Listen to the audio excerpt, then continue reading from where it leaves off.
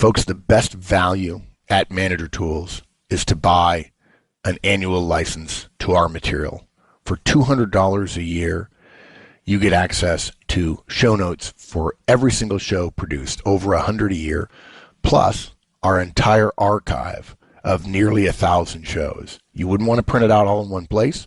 It'd be a management Wikipedia, and it'd be probably 5,000 pages.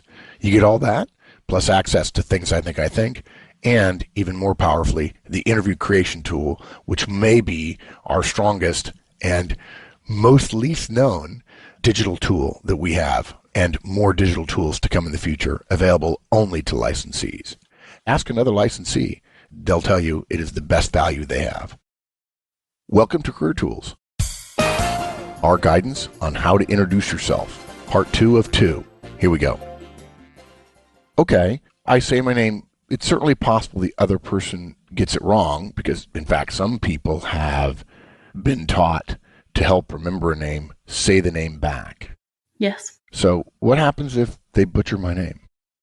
You just say it again correctly because it's a courtesy to the other person. Because if they go 3 months, one of the things when I say my name, Americans often hear Lindsay. I don't know why. Really? Yeah.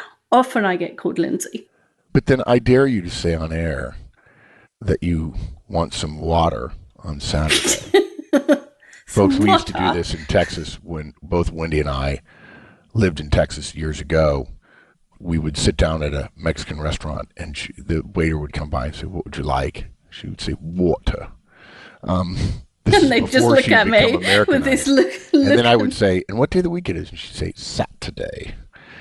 And putting those two things together makes her distinctly British. So I can't imagine somebody would get Lindsay out of your name. On the other hand, I have seen the look on people's faces when you use a word that makes all the sense in the world to me because I'm used to talking to you nearly every day and somebody else is not. And there are places where British sounds like, marbles in your mouth.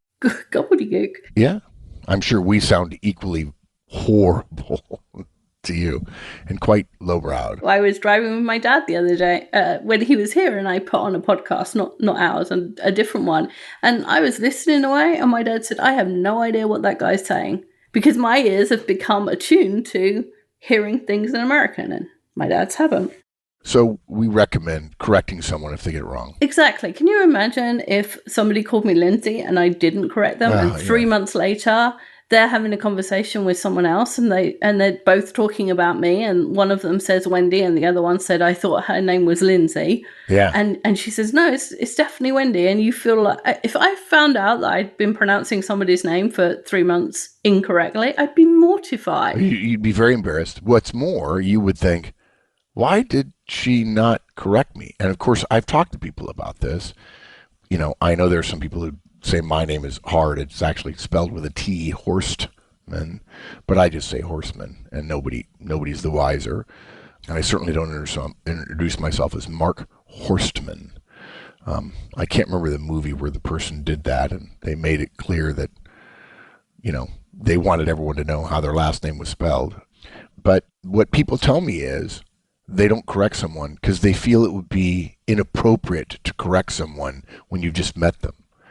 Holy Toledo. Talk about looking for a reason to not, gee whiz. The whole point of the introduction is for people to know one another. And in the world of human beings today, in the 21st century, we know each other by our names. There may come a time when we transcend that, but for now, your name is your calling card verbally, so you've got to correct them. And what you can do is say, "I'm sorry, let me say that again." Right? Or "I probably wasn't clear. I was talking too fast. I apologize. It's Mark Horstman." Yes. And if you have a difficult name that people often hear wrongly, then have a little helping hand. So I looked up, Zaley is apparently a name. It looks like Bailey, but with a Z or a Z. A Z. And if you say Bailey with a Z, most people will then be able to hear it when you say Zaley and work out what that is. Yeah, now see, Zaley, I believe, is spelled Zialey, and I've known that to be pronounced Ziali. That said, I could absolutely see where it would be Zaley, and yeah, if somebody said, "Hi, I'm Zaley Johnson. It's like Bailey, but with a Z. And I would go, duh. I would consider that to be a very small but very kind gift to me when we first meet. She or he just made it super easy for me to know their name. And by the way, it's memorable as well. Yeah, exactly. I usually say Wendy, like in Peter Pan. Dude, no brainer. Okay. In many cases, we are done there. If we're meeting at an airport, perhaps sitting next to one another waiting for a flight or whatever. On the other hand, in many, many situations, there is a call to explain where you fit in to the other person so they have some context about who you are. Yeah. So things like meetings with multiple departments or training, things like that where you meet people that you don't know, but they're part of your company or part of your customer base, those kind of things, that where knowing where someone fits in is helpful. If you want to know where the other person fits in, they're probably thinking the same about you. So you might as well have this part of the conversation. Okay. So let's imagine we are going to some training and you walk in and head for the coffee and there's a guy already there. Right. He better get out of the way if it's coffee. Yeah, good point. So you would smile and go to handshake and say, good morning, Mark Horstman. And he would say, Bill Smith. And then if nothing else happens, apart from you kind of embarrassedly stirring your coffee, there's this like awkward silence where you're just like trying to size each other up. And folks, Wendy is not a high I if you know DISC. Wendy is a high D. Wendy is not a natural handshaker, smiler, networker, schmoozer by any stretch. Wendy doesn't think about filling every moment with every person she talks to with discussions that are helpful to her or to them. She's very comfortable sitting in the corner of a room and not talking to anyone. We were joking. We just had a corporate offsite here, and Mike, one of our other high Ds in the company, did the same. He sat quietly by himself, thinking and working frequently. So don't get the impression that, oh, no, Wendy's saying that because she's a high I, and she, therefore, there's an awkward silence, and there are some people that just have to fill up the time, and I really wish they wouldn't do that. No, she's right. When I say, good morning, Mark Horstman, nice to meet you. Oh, hi, Bill Smith. There is something else due. D-U-E, do. There is something else to be done. And if you simply introduce yourself one another like that, and you're going to sit down to a meeting for an hour together, you haven't finished. Yeah, I mean, I've seen that happen a lot. And I would even go a step further, Wendy. We just gotten some people over the hump, and they're saying right now, I'm hearing them talk about this, but why are they even suggesting that I would need to introduce myself to someone simply because they were standing near the coffee? I'm not kidding.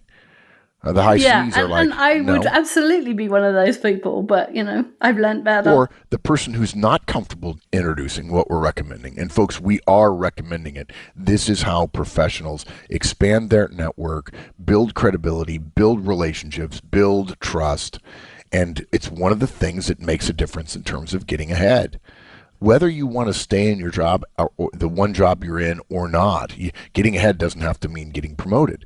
These kinds of interactions make a difference, because if that person is an outgoing person and you walk right by them and you don't say anything, and perhaps they have a mouthful of coffee or whatever, and you walk away, they're going to think you're rude. And now the first impression you make later in the meeting, you're making a second first impression, and it better be good or you may not get out of the hole.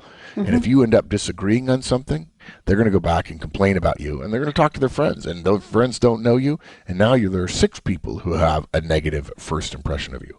Now, this may not be fair, but boo-hoo.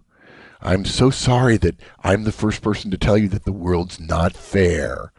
But it goes even further. There are people who are saying right now, well, okay, you're right. I need to say something. And so therefore, they've decided, I'll do that. I'll definitely do what Mark and Wendy are saying. And as I walk up to the coffee guy, I'll go, hey. No. No, dude, don't say no. That's what they're thinking. We've compromised here. I've introduced myself. Hey. No, or you go back to the table. yourself. The guy goes back to the table and he says to the guy says, hey, who is that guy over there? I don't know. And he says, well, I saw you talk to him. Didn't you introduce yourself? Yeah. Well, what did he say? He says, I don't know. I just said, hey. And the other guy goes like, you didn't introduce yourself. Yeah, I did. I said, hey. So, folks, if you're one of those people, we're kidding you a little bit, okay? We understand. It is completely normal to be less willing to engage in these behaviors. We don't want you to think that you are wrong for not wanting to. That's not our approach here at all. That said, part of being a professional is introducing oneself to other people fairly regularly. Even if you are naturally reserved, even if you would not prefer to work with other people and you avoid meetings and you miss them and you'd rather get a little bit of negative feedback about them, if you're never going to go to a happy hour, unless it's with your best friend outside of work, all of that is okay. And you still have to be able to do this and do it well. We don't want to turn you into a schmoozer or a networker. We want you to learn this skill so that you reduce the number of first impressions that are negative. If you find it hard to interact with people and you tend to hang back, you can significantly increase your success with people simply by learning this skill, this tool, so that the next time you meet them, you haven't dug a hole that you can't get out of. Wendy, that was I talked for quite a while. Agree, disagree? Anything in there that I didn't say right? No, I agree. When we first started doing conferences and I was the logistics assistant person on site, and one of the things we do at the beginning of conferences is go around and introduce ourselves to everybody. Yes. And my job was to stand by the door and make sure the right people were coming in and then they knew what to do next. And in that case, I had to introduce myself. And it took months before that wasn't the thing that I absolutely hated doing. And several years before I felt like I can do this and it's not the worst thing in the world. And I still don't like doing it, but I absolutely can do it. And despite whatever I make up in my head, no one has ever said anything negative. All they've ever said is their name. And right. I don't know what I expect, but it's not that. Well, but you're naturally not a people person. It's not your thing. And sometimes we're asked to do things that are not easy for us. But part of being a professional is engaging in the behaviors that are necessary, regardless of one's own private inclinations. And there are too many people who say professionally two things. They say, I don't like meeting people, and so I won't. And then they say, and I want to get ahead more than I already do. Look, there's nothing wrong with you saying, I don't want to meet people. You can ignore this guidance. You cannot ignore this guidance and complain about what the system doesn't give you. Because the system is made up of people. People make all decisions. Machines don't make decisions, guys. And because of that, your not willingness to play the game is affecting you. So just give up the chance. There are rare exceptions that you are going to have a full and rich professional career if you're not willing to engage in these things. And by the way, I don't want you to make an expert on it. I don't want you to be Dale Carnegie. No. You don't need to be Dale Carnegie. You don't need to be a sales guy. You simply need to engage in this behavior. That's all. You can do it in a fairly deadpan way. You don't have to light up your eyes and raise your eyebrows and smile and twinkle. We're not asking that. If we did, it would be in the podcast, but it's not. It's just say these words, shake hands this way, follow up, tell them where you fit in, right? That's all we're suggesting. So should we do an example of us doing it the right way? Will you read your lines and I'll read Bill's lines? So we're in the training room. We're in the training room, right? You walk in, head for the coffee, and there's a guy already there. Ah, okay. So I say, good morning, Mark Horstman. Pleased to meet you, Bill Smith. I'm an accountant in Fred Green's team. Oh, I work for Robert Brown, the development team. Okay, good. Well, you should be a good, have lots of things to say in this meeting. It'd be interesting to hear what you have to say. Well, I hope so. Nice to have met you. Now, you'll notice, folks, Wendy kind of paused because I intentionally did it wrong.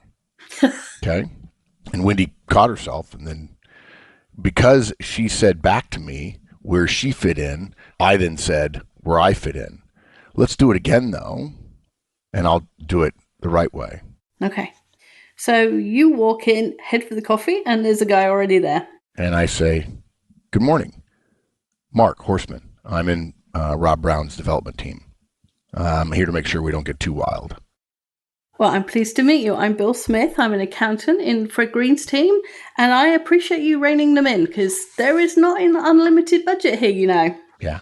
Now, it would be okay, folks. It would be fine for you to say, I'm Mark Horstman, and for Wendy to say, I'm so-and-so, and then for you to then say, I work for Bob, and then for Wendy to say, I work for Joe.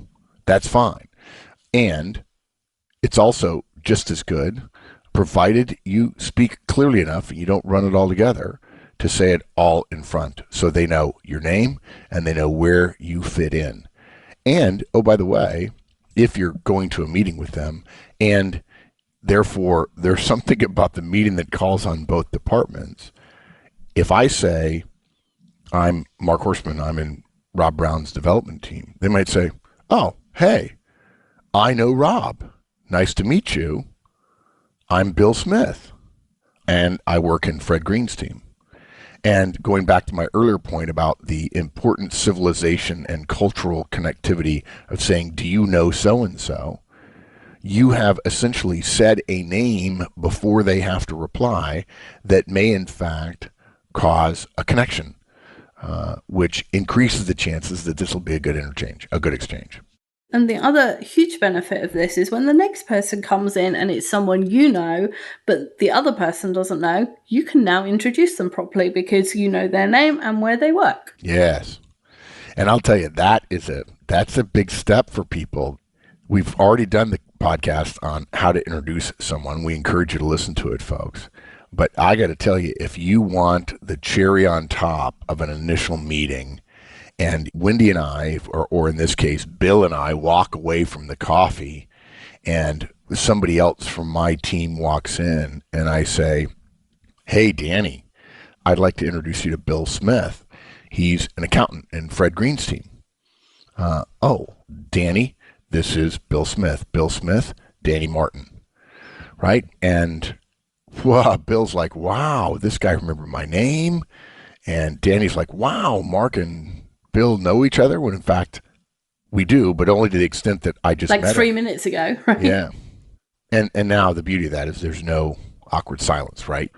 We know each other's names and we know where we fit in. The context helps. And you said our last guidance was asking for the person's name. Yeah. So in the scenario that we just used, if you come in and say, good morning, Mark Horstman. I'm in Robert Brown's development team. I'm here to make sure we don't get too wild. And the other person says, pleased to meet you. Or even better, hey. Yeah, and it's a little bit awkward to ask someone to say their name now, right, or to have that moment then. But it's far worse when there's 20 people in the room and you go, oh, I agree with, and you have to point at him and you don't know his name. It's just awful. And there's so many more witnesses, right? So have a little awkward moment between yourselves rather than in public. And there's kind of two reasons that people may not have given their name. They may be concentrating on their coffee, not thinking about what they're saying, not have the education to make sure that they say their name. And there's people who don't like to reveal much of themselves. I don't like giving people my name. It's a little weirdness, but I don't. But please tell us you do it, right? Oh, of course I do. Yeah. Okay. All the time. And so if you ask, and your name is, the people who forgot, if I was stirring my coffee and I had forgotten to say my name and somebody said, and your name is, I go, oh, I'm so sorry. I was so fixated on getting my caffeine. I'm Wendy Lord. This is where I'm from, whatever. And the people who are more reticent about giving their name will just give you their name. They can't avoid a direct question that says, and you are. They're going to have to at least give you a first name, which at least means that when you agree with their point in the meeting, you can agree with Bob or whatever. Bob. Yeah. And if you think that someone's being reticent or is going to be reticent, you might want to try something more specific, like what's your name and where do you work? Because then they have 2 questions to answer, which is helpful information to you. Yeah, I think that there are some people who would then say, well, it's awkward that they may not say their name, so therefore I go up to people and I say, hi, I'm Mark Horstman. Who are you? And folks, you don't do that, okay? That's actually rude. You're implying that they don't know common protocol. You're implying that they're in the minority, that they don't know that it's appropriate that when someone else comes up to you, shakes your hand, makes eye contact with you, hopefully smiles, and says their name, there's a social obligation to repeat the name back, okay? But you don't get to say, who are you? And there are people who do it high eyes, like, hey, I'm Joe Smith. Nice to meet you. Didn't get your name. Like, dude, I didn't give it. Yeah. In that case, if that guy comes up to me and he's kind of slippery, I'd be like, yeah, it's because I didn't get it. Excuse me. Yeah, we're not playing that game. So therefore, don't try to avoid this moment by asking for their name up front when you say, I'm Mark Horstman. I didn't get your name. Don't do that because you haven't given them the chance yet. You assume that when you introduce yourself, they know the appropriate response. They may not. It is not a gigantic faux pas. It could be as when he says that they actually do know it, but they just didn't behave as if they know it, and that's fine too. In the beginning of relationships, forgiveness is a helpful thing, and probably a healthful thing too. And so we do this, and we expect them to respond. And if they don't, what do we recommend you say? So I go up to Bob, and I say, hi, Mark Horstman. I work in Joe Smith's development team. And Bob says, hey, what should I say? Well, you say and your name is, but that's because you're meeting people who know who you are. I think in that circumstance, I would probably say, I don't know. Well, look, you can say, I didn't catch your name, or and your name is. I actually say, and you are, and I kind of smile about it because so often when I'm meeting people, if I'm presenting and they know who I am, the majority of people whom I meet at client locations know who I am and know what my role is and so on. And they know I'm known for giving people guidance, even including career guidance. I will sometimes make light of it by saying, and you are, as a way of saying, this is your turn to talk. It is now time to say your name. And if somebody comes up to me, and the problem in my case is people think they know me because they've been listening to me for 2, 3, 4 years, and you too, to some degree. And so therefore, in the classic mix that happens in our brain that is both beautiful and maddening at times, they assume that because they've been sharing time with me for years, and therefore they know me. I know them. Yeah. And they come up to me and say, hi, Mark, it's so nice to meet you. I feel like I know you. I've been waiting to talk to you. And I say, and you are? And they just feel horror and they laugh about it because we've told this joke before. There would be nothing wrong to say, I'm sorry I didn't catch your name. Or, and you are? Or saying, and how do you fit in here? And then when the person says, oh, I work for Bill Smith on the finance side, you say, and your name. There's nothing wrong with that. Now, it could be that after a couple of questions, you get the very clear opinion that this person didn't want to introduce themselves. That doesn't make you asking them for this information wrong. It doesn't make you rude or overly pushy in any way. It essentially shows them assertively trying to avoid a reasonable social nicety that is widely respected as a given. Yeah. You are not being pushy to say, I'm sorry I didn't catch your name, or how should I call you? Any of these are completely acceptable.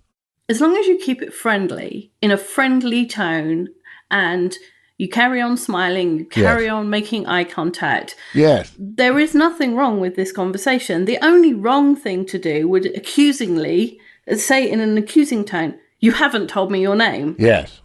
Yeah, you're That's not playing by the rules here. Yeah. But as long as it's friendly and in a good tone, I usually try and make it sound funny in some way because that relieves some pressure from me.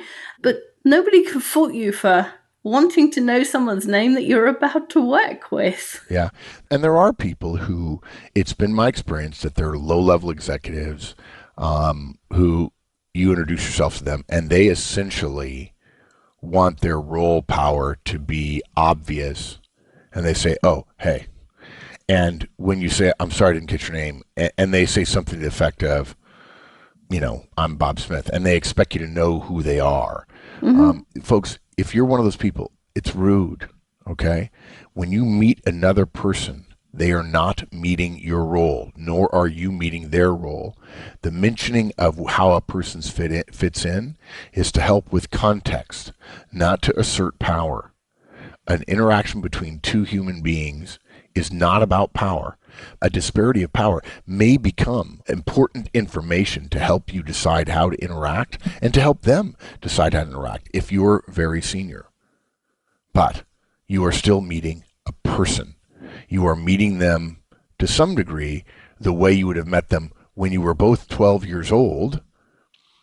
The difference is, as an adult, you've learned some social niceties like eye contact and handshaking and saying one's last name.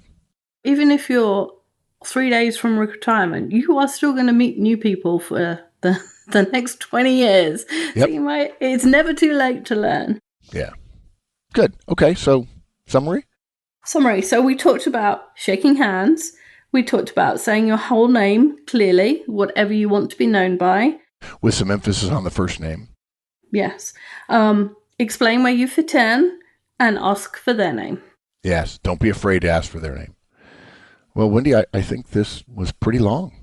I think we make simple advice long. Yeah. Well, I think for those people who don't do this naturally, I think there are plenty of people who didn't listen who would say, well, I know how to do that. But for those people who don't, we're going to go in a little bit more detail. We're going to explain not only how to do it, but also why to do it. So you'll have motivation to try it and to get over that hump that perhaps keep you, like does Wendy and I and so many other people, keeps us stuck where we are. And we're trying to motivate you to become better. Exactly. Okay. Thanks, everyone. Thanks, Wendy. Thanks. Bye, everyone. That's it, everybody. Come back next week. Career Tools produces actionable guidance for professionals every week. To receive additional materials via our newsletter and to find products for situations you may face, go to www.managertools.com. Search for Career Tools on Twitter and LinkedIn.